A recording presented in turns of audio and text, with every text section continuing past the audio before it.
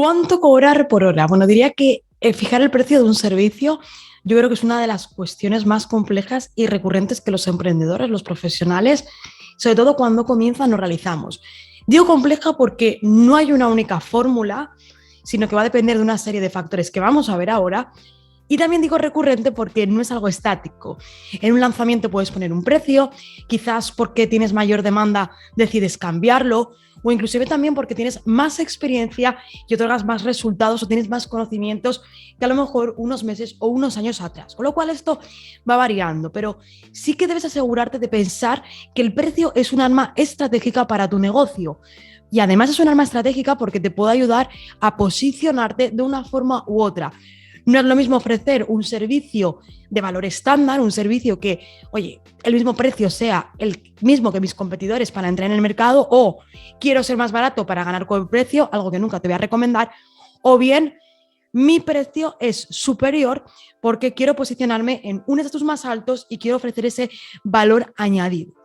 Así que, ¿cuáles son los factores que debemos tener en cuenta para establecer el precio de nuestros servicios? Toma nota porque hay varios de ellos. En primer lugar, el tiempo que vas a invertir. Eso es fundamental. Yo tengo que tener muy claro un proyecto, un servicio, cuánto tiempo a mí me va a llevar. Si no sé cuánto tiempo a mí me va a llevar, tengo un problema. Y además, por ejemplo, en mi caso ya no es solamente el tiempo que me lleva, sino es el tiempo que lleva a cada persona de mi equipo. Yo tengo una tabla en la cual tengo recogida literalmente cuánto cobra por hora cada persona de mi equipo.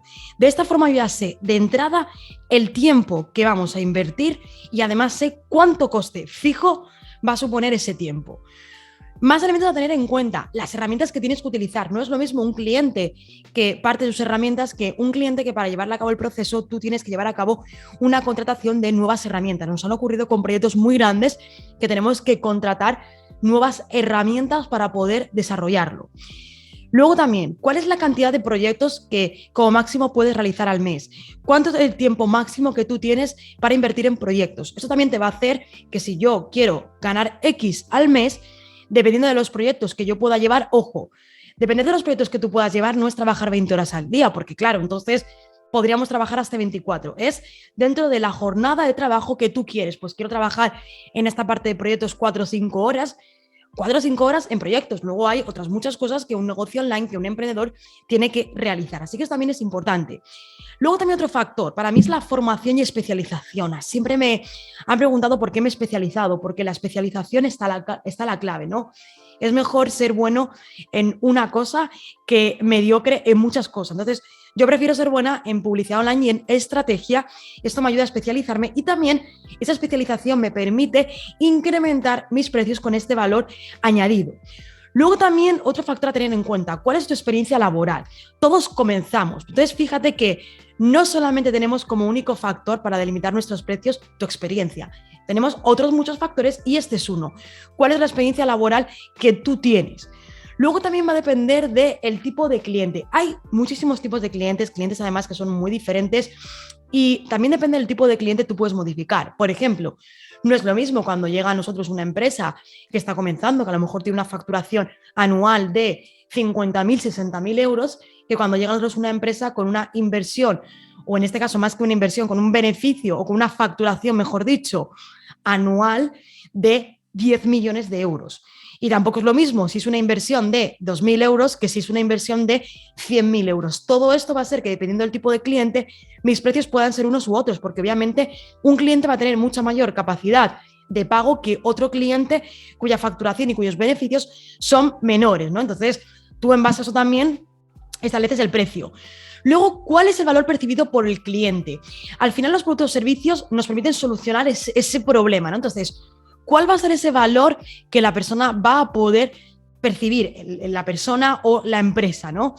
Cuanto más valor le atribuimos a un producto, al final mejores soluciones acabamos encontrando. Y para mí este factor es clave, porque el valor percibido por este cliente está relacionado con, en ese sentido, con las soluciones que le podemos ofrecer.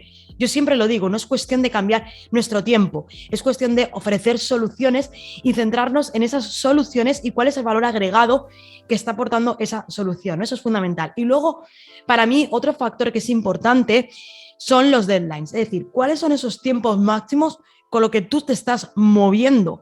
No es lo mismo un cliente que viene a nosotros que nos dice, oye, quiero desarrollar un embudo de ventas completo, que, oye, un mes, 15 días, normalmente 15 días, 20 días con mucho es nuestro tiempo estándar en nuestra agencia, que decir lo necesito para la próxima semana. Obviamente, un mayor deadline va a significar que tengamos que dejar de lado o atrasar otros proyectos para meter este proyecto por en medio. Y obviamente, pues esto se va a traducir en que ese coste va a ser mayor.